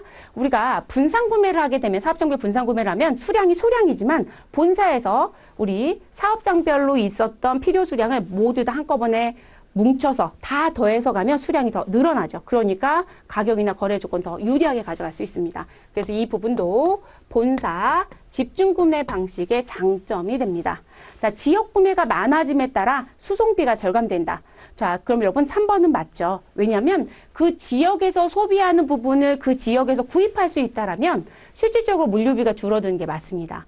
우리 실제 그 지역에서 구입하는 부분인데도 불구하고 우리가 본사 집중하면 본사가 서울에 있고 소비하는 지역은 부산이더라면 부산에서 서울까지 올라왔다가 서울에서 다시 내려간다는 식의 관점이 될 수 있기 때문에 물류비가 더 많이 들어갈 수가 있어요. 제가 이제 물류비라는 건 수송비겠죠. 그래서 수송비 또는 운반비 이런 부분이라고 보시면 되는데, 그 지역에서 소비할 거 그 지역에서 구입하시면 실제 물류비가 훨씬 더 저렴한 건 사실입니다. 그러니까 3번은 누구에 대한 특징으로 보시면 된다. 아, 사업장별 분산 구매 방식의 장점이구나. 이렇게 보시면 되겠죠. 그래서 3번이 답입니다. 자, 구매 가격 조사라든지 공급자에 대한 조사, 구매 효과 측정이 수월해진다. 통합해서 움직이기 때문에 그렇죠. 여러 번의 시장 조사를 하거나 구매에 대한 조사를 하거나 하지 않아도 되거든요. 한 번만 하시면 되니까. 그래서 이 부분도 본사 집중 구매를 했을 때 좋은 점이다. 이렇게 봐주시면 되겠습니다. 그래서 24번의 답은 3번이 됩니다. 자, 25번. 다음 보기에는 현금 할인 방식의 결제 조건이 제시되어 있다. 자, A, B, C 결제 조건의 할인율은 얼마인가? 단, 정답은 예와 같이 A, B, C 순서로 숫자로만 기입해달래요. 예를 봤더니 9, 10, 15 이런 식으로 써달래요. 그러니까 퍼센테이지는 무엇 해달라? 우리 생략해달라 이 얘기죠. 그럼 여러분 이렇게 현금 할인 방식이라는 부분이 나오게 되면 읽는 방법 알려드렸죠. 자, 앞에 숫자가 있고 슬래시 뒤에 숫자가 있다라고 했습니다. 자, 앞에 있는 숫자가 뭘 의미한다? 얼마의 할인을 적용해 줄 거냐라고 하는 할인율을 의미한다. 자, 그리고 뒤에 있는 요 숫자는 무엇을 의미한다? 언제까지 입금이 되면, 결제가 되면 할인을 적용받을 수 있는지, 할인의 기간을 의미한다. 이렇게 말씀을 드렸죠. 그럼 여러분 지금 보시면 우리 5/12OM 결제 조건이라고 하는 부분. 자, 요 부분 같은 경우 여러분 구매 당월락 현금 할인 조건이에요. 그래서 25일 이후에 계약이 된 부분에 대해서는 또는 구매가 이루어지는 부분에 대해서는 무엇 하겠다? 다음 달로 넘어가서 하겠다. 그래서 지금 그렇게 나오는 방식. 근데 여기 앞에 있는 게 할인이니까 여러분 몇 퍼센트의 할인을 해주겠다? 5%의 할인을 해주겠다. 그래서 우리는 10일까지, 다음 달 10일까지 결제가 이루어진다면 5% 할인을 해주겠다. 이런 얘기가 되는 거고요. 자, 5/10 어드밴시드라고 해서 나오는 결제 조건. 자, 이 부분은 선일부 현금 할인이죠. 그러면 이 선일부를 적용하고자 하는 날짜가 일단은 정해져야 하고요. 그래서 그 날짜가 정해지면 그 날짜로부터 며칠, 10일 이내에 결제가 이루어지면 현금 할인을 해줄게. 그런데 그 부분이 몇 %이다? 5%이다. 이렇게 가는 거죠, 여러분. 되셨을까요? 그래서 나온 부분이고요. 자, 그리고 우리 10/5 10days extra라고 하는 부분. 자, 지금 이렇게 들어온 부분은 우리가 할인의 기간은 원래 5일인데 며칠을 더 추가해 줄게. 특별히 우리 10일 더 추가해 줄게. 그래서 할인의 기간이 10일 동안 더 연장되는, 그래서 특인 기간이 등장하죠. 그래서 할인의 기간은 특별히 15일일 겁니다. 그래서 나온 부분. 그래서 이제 그렇게 나오는 부분이신 거예요. 그래서 특인 기간 현금 할인이라는 부분이 등장하는 게 C입니다. 자, 그러면 할인율은 몇 프로인 거예요, 여러분? 10%네요. 앞에 있는 게 모두 다 할인율이라고 알려드렸으니까. 그래서 계약일로부터 5일 이내에 무엇되면 우리 결제가 이루어지면 10%의 할인을 해주겠다. 그런데 특별히 할인 기간 10일을 추가해서 15일간 할인을 적용해주겠다라고 하는 게 C입니다. 그럼 여러분 쓰실 때 답은 어떻게 써주시면 돼요? 이런 식의 방식을 쓰라고 했으니까 5 쓰시고 콤마, 5 쓰시고 콤마, 10 쓰시고 콤마 이렇게 가야 되겠죠? 됐을까요? 자, 주관식에 대한 거 답 쓰실 때 순서가 뒤바뀌거나 하는 부분은 점수는 하나도 안 줍니다. 반드시 순서대로 정확하게 기입하고 나오실 것. 그리고 쓰지 말라는 거 고민하지 마세요. 딱 쓰라는 것까지만 쓰고 나오시면 되겠습니다. 그 다음 문제 보겠습니다. 26번입니다. 자, 보기는 정부 계약의 계약 체결 방법에 대한 내용이고요. 가로 안에 들어갈 용어를 한글로 입력하시오라고 되어 있습니다. 자, 이 부분에 대한 이 경쟁 입찰에 의한 계약. 그러니까 지금 여기에 들어가는 용어가 무엇입니까? 라는 거죠. 자, 우리 입찰 방식은 여러 가지가 있었습니다. 그래서 일반도 있었고 지명도 있었고, 그렇죠, 여러분? 그래서 여러 가지가 있었습니다. 자, 여기 들어가는 거 볼게요.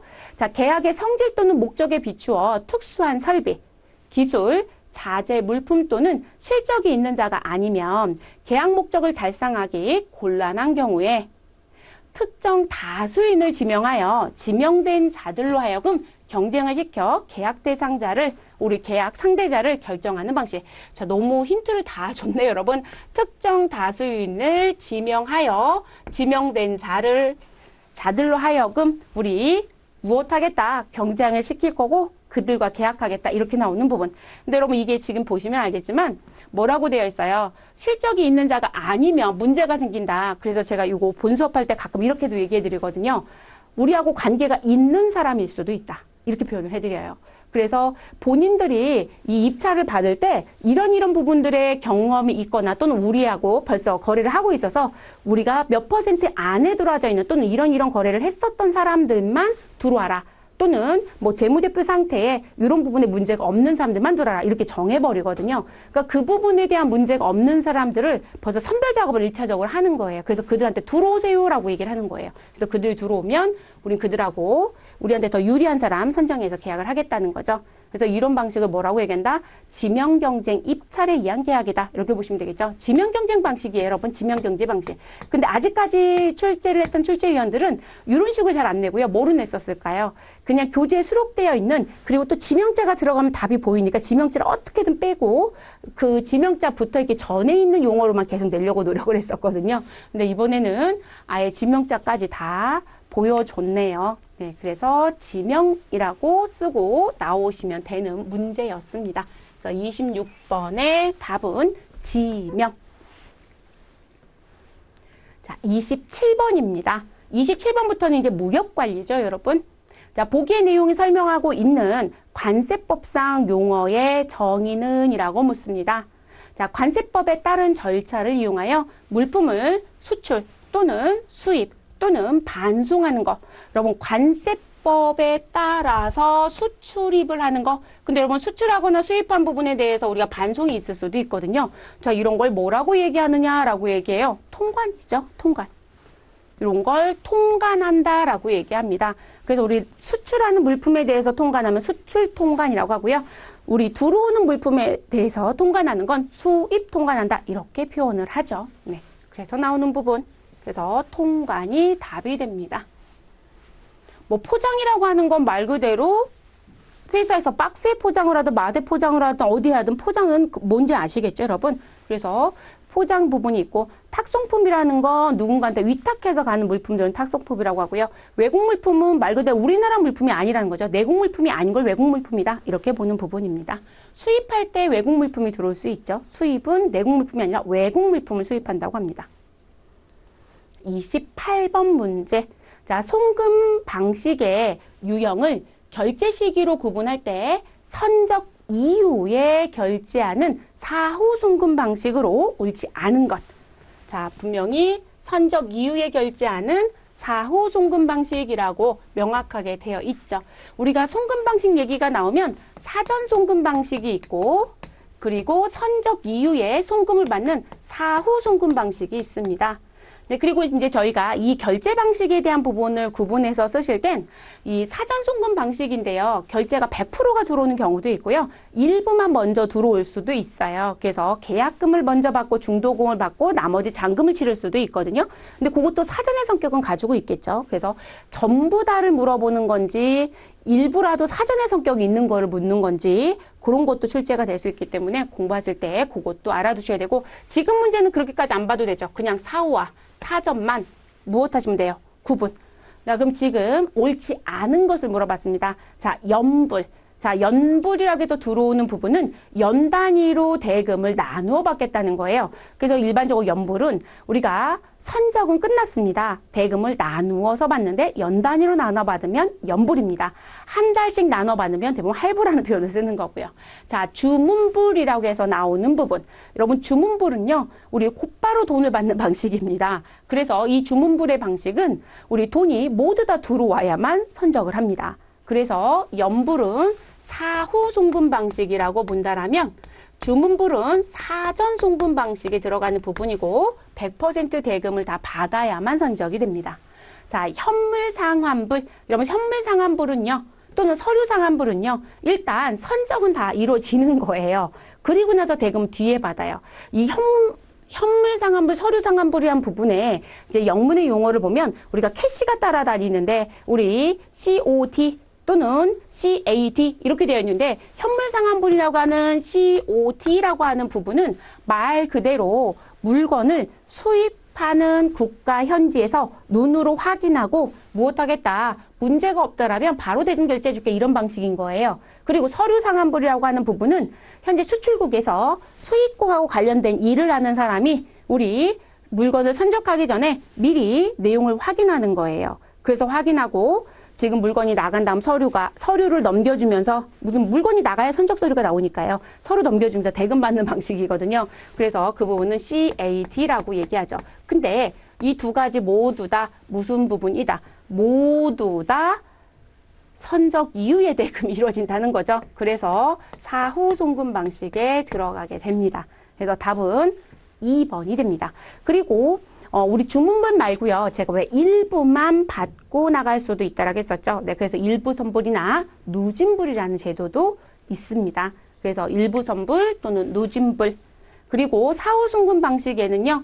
우리 여기 나와져 있는 것 말고요. 상호계산이라는 게 있고요. 상호계산이라고 하는 부분은 우리 무슨 부분들이 있으실 수 있다. 우리 같은 거래처에 받을 돈도 있고 줄 돈도 있다. 그러면 받을 거 보내고 줄 거 받고가 아니라 우리 일정한 시점을 정해서 줄 거와 받을 거에 대해서 무엇하겠다 정리를 하고요. 나머지 잔액에 대해서만 대금을 결제하는 방식을 가는 거. 그걸 상호계산이라고 하거든요. 그래서 그것도 사후 송금 방식의 대표적인 방식이죠. 그래서 28번의 답은 2번입니다. 자, 29번입니다. 보기에서 설명하는 환어음의 유형으로 옳은 것은 자, 지급인에게 제시된 날에 즉시 금액이 지급되는 어음. 여러분, 즉시 지급된다고 합니다. 그러면 일람불 환어음이 되죠. 네, 사이트 방식의 일람불 환어음 3번이 답이 됩니다. 그래서 여긴 3번이고요. 자, 환어음은 선적 서류가 첨부돼서 수출 대금의 결제 목적으로 사용되는 어음이라고 했죠. 가장 대표적인 어음이고요. 자, 기한부 환어음은 우리 제시된 날로부터 일정 기간 뒤에 우리 결제가 이루어지는 우리 지급이 이루어지는 걸 말한다라고 얘기했습니다. 무담보 환어음은 환어음 그 자체만으로 무엇될 수 있다? 결제가 될 수 있다. 그래서 우리 일반적인 선적 서류 첨부라는 부분은 없다라고 했습니다. 그래서 운송비라든지 뭐 커미션이라든지 이런 걸 받기 위해서 들어가는 부분들이다. 이렇게 보셔도 될 것 같고요. 그래서 지금 현재 29번의 답은 3번입니다. 자, 제가 반드시 29번 문제는 기존에 다른 기출 풀어드릴 때도 말씀을 드렸었는데 계속 돌아가면서 문제 출제가 되니까 정확하게 4개에 대한 특징 또는 정의를 꼭 기억해달라라고 말씀을 또 드렸었고요. 자, 30번 보겠습니다. 자, 간이정액 환급에 대한 설명으로 가장 옳지 않은 것은? 그럼 간이정액 환급은 중소기업에 대한 지원 정책입니다. 그러니까 중소기업이 아닌 기업은 이 부분에 들어오지 못한다라는 거 기억하셔야 되고요. 그리고 간이정액 환급은 환급율표를 누가 관세청에서 미리 만들어서 가지고 있습니다. 그래서 수출한 금액에 대해서 우리 환급율표에 의해서 무엇하겠다? 우리 환급을 해주겠다라는 부분. 그리고 간이정액 환급의 제도는 뭘 계산하지 않는다. 내가 수입하거나 국내에 내국신용장 또는 구매확인서에 의해서 구입을 했을 때 그 구입 부분에 대해서 관세가 포함되어 있다면 그 관세가 얼마였었다라는 걸 계산하지 않는다. 그래서 소유량 계산이 필요하지 않다. 이런 식의 특징들이 있었습니다. 그러면 여기 옳지 않은 거라고 되어 있네요. 간이정액 환급에 대한 설명으로 가장 옳지 않은 거. 그러면 3가지는 다 맞았을 거고 하나는 틀렸겠죠. 자, 첫 번째, 수출 사실을 확인해 일정액을 환급하여 주는 제도이다. 그렇죠. 그래서 수출 신고 필증은 사실 있어야 되는 거고요. 자, 중소기업에 대한 관세 환급 절차를 관소하기 위한 제도이다. 근데 중소기업은 실제 규모가 그렇게 크지 않기 때문에 이게 환급에 대한 금액이라든지 이런 부분이 우리 중견이나 대기업하고 비교해 봤을 때 작기 때문에 그냥 간편하게 할 수 있는 방식을 지원하고 있는 거예요. 자, 3번째, 원재료 수입 단계에 납부 관세 등 증명과 소유량 산정을 하지 않고 환급 신청할 수 있다, 없다? 있다. 근데 요거 다 말씀드린 부분이죠. 자, 4번째, 간이정액 환급율표에 없는 품목도 관세 등의 납부액을 확인한 후에 일정액을 환급해주는 제도이다. 여러분, 제가 조금 전에 요거 보기 읽기 전에 뭐라고 말씀드렸을까요? 우리 환급율표를 관세청에서 작성했을 거고 그 환급율표에 나와져 있는 것들을 환급해준다고 했어요. 그럼 제가 지금 수출을 했다라고 하면 품목이 있을 건데 그 품목이 환급율표에 있어야 환급을 받을 수 있는 거죠. 그래서 여기서 잘못된 부분은요. 없는 품목도 관세 등의 납부액을 확인해서 환급해준다? 아니라는 거죠. 이 관세 얼마 냈는지 보는 게 아니라 그냥 환급율표가 정해지면, 그리고 여러분 저 환급율표는요 실제 수입할 때 관세 얼마를 부과했다는 거에 대한 기준을 가지고 대부분 환급율표를 만들어요. 아무 근거 없이 만드는 건 아니거든요. 그런데 품목에는 이 환급율표에 품목은 있어야 됩니다. 그래서 없는 게 아니라 있어야 된다. 그래서 나와 있는 품목에 대해서만 우리 무엇 해주겠다? 관세 등의 납부액을 무엇하지 않고, 여기 확인한 후라겠죠? 확인하지 않고입니다. 확인하지 않고 우리 일정액을 환급해주는 제도. 그 부분이 간이정액 환급입니다. 되셨을까요? 그래서 용어가 2곳이 잘못됐어요. 표에 나와 있어야 되고 납부액은 확인하지 않고 환급해준다. 31번 보겠습니다. 자, 인코텀즈 2020의 무역거래 조건 중에서 보기에 해당하는 조건은 무엇인가? 자, 용어를 영어 대문자 약자로 얘와 같이 써달래요. CIP처럼 써달라. 자, 보기를 가서 봤더니요. 이렇게 얘기합니다. 매도인이 약속한 화물을 매수인이 지정한 선박에 적재하여 자, 본선상에서 화물의 인도를 마칠 때까지 일체 비용과 위험만 부담하는 조건. 자, 지금 여러분 이렇게 바다가 있다라고 했을 때 여러분 여기는 선적지이고요. 여기는 우리 무슨 뭐 도착지라고 얘기를 해볼게요. 그랬을 때 부두에 배가 무엇되어 있을 거고요. 정박되어 있고요. 자, 그럼 여기서 보시면 매도인이 약속한 화물을 매수인이 지정한 선박에, 그러면 지금 도착지에 누가 있냐면 수입상이 있을 건데요. 자, 이 수입상을 우리는 뭐라고 불러주시면 된다? 우리 매수인이요. 사가는 사람. 자, 그럼 여기는 누가 있을까요? 수출자가 있겠죠? 그래서 수출자가 있을 거고요. 이들은 물건을 파는 거니까 매도인이라고 하겠죠. 그럼 매도인은 매수인이 정해준 배가 있다는 거예요. 그럼 그 배에 무엇 해달라? 선적을 해주시고요. 그래서 적재에서 본선상에서 화물을 인도할 때까지 본선이 여기에요, 여러분. 난간을 넘어서 우리 배 위에 올려주는 거. 그래서 이 부분까지 우리 인도를 마칠 때까지의 일체의 비용과 위험만 부담하는 조건. 그러니까 여기까지 업무가 끝나면 비용과 위험은 더 이상 발생되는 건 없다라는 얘기거든요. 이렇게 해서 끝나는 부분. 자, 무슨 조건일까요, 여러분? 배 위에까지만 올려주는 조건은 FOB 조건이죠. 만약에 배 옆에 선측까지만 갖다 주세요라고 하면 FAS가 될 수 있어요. 그래서 어떤 용어로 내는지 우리 꼭 구분해 주실 것. 그리고 여러분, 비용과 위험의 분기점은 다를 수 있다라는 표현을 드렸습니다. 비용이라고 하는 건 내가 물품을 만드는데 얼마의 돈이 들어갔고, 거기에 들어가는 보험료가 얼마가 있었고, 그리고 운반비가 얼마가 있었다. 이런 부분들을 어떻게 볼 거냐라는 부분들을 좀 생각을 해보셔야 되는 거고, 그리고 위험이라고 하는 부분은 무슨 부분? 아니, 내가 비용에 대한 부분에 보험이나 운반비를 부담은 하지만 배에다가 실어주면 모든 게 끝난다.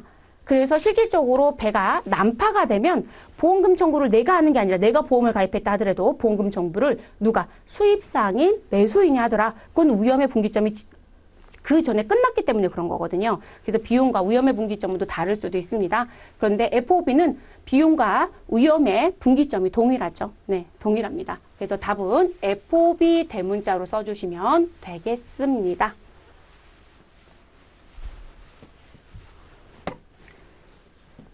자, 32번 보겠습니다. 자, 항공 운송에 사용되는 운송 서류이고요. 자, 선화증권과 유사한 성격을 가지지만 보기의 특징을 갖는 서류는 무엇인가?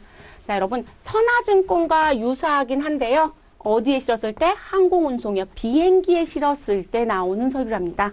자, 용어를 영어 대문자 약어로 예와 같이 기입해달라. 자, 항공운송 계약에서 하물의 수령 확인, 영수증, 세관 신고서로서의 역할 등을 한다. 자, 선화증권과 다르게 운송 목적지에서 명기된 수화인에게만 전달되고요. 양도성은 없대요. 우리 선화증권은 일종의 유가증권이에요. 그래서 이 유가증권의 성격을 갖고 있기 때문에 이걸 가진 사람이 물건의 주인이 되고 재산이 됩니다. 그래서 모두 가능하다. 양도도 가능하고요. 매매도 가능하거든요. 근데 지금 설명하는 이 부분은 말 그대로 여러분들이 택배를 보냈을 때 그 택배에 보내는 사람, 받는 사람이 아예 명확하게 지정이 되고 받는 사람이 누군지 알기 때문에 그 사람만 찾아갈 수 있다는 얘기거든요. 그런 식으로 나오는 부분. 그래서 그 사람한테만 줘야 된다. 수화인에게만 전달해라. 이 얘기입니다. 그러면 이 부분이 뭘까요? 항공화물 운송장이죠. 그렇죠? 그래서 항공 화물 운송장이다라고 알고 계시면 되시고, 한글로 쓰라면 이렇게 쓰셔야 돼요. 그런데 여기는 CIP처럼 쓰래요. 그러면 에어웨이 빌이라고 얘기하죠, 여러분. 그래서 AWB라고 써주시면 되죠. 그래서 에어웨이 빌의 약자인 AWB로 써주시면 되겠습니다. 이거 잘 쓰고 나오셨을까 모르겠어요. 왜냐하면 우리가 선화증권이라는 건 참 시험에서 많이 내요. 그래서 BL 막 이런 거 써본 적이 있거든요. 그런데 이 부분은 실제 주관식으로 잘 안 냈었어요. 이게 객관식 문제, 그러니까 우리가 객관식 문제는 냈었지만 그래서 잘 쓰셨는지 조금 걱정되긴 했습니다. 32번은 에어웨이 빌의 약자를 써주시면 되는 문제입니다.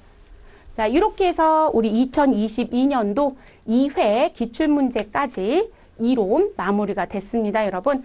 네, 문제 부분에 보시면 우리가 1회 기출을 풀렸다라고 하시면 2회 기출하고 겹치는 문제들이 조금 있으실 거예요. 근데 아주 꾸준하게 문제 형태만 조금씩 바꿔서 내거나 하는 파트들이 있어요. 그런 파트들은 계속적으로 그렇게 될 거거든요. 그러니까 공부하실 때 그런 포인트는 조금 집어내시는 게 좋겠죠. 제가 풀이할 때마다 한 번씩 계속 얘기는 하지만, 그래서 문제는 정확하게 푸시고 오답노트 관리하셔서 시험 준비 잘 하시면 되겠습니다.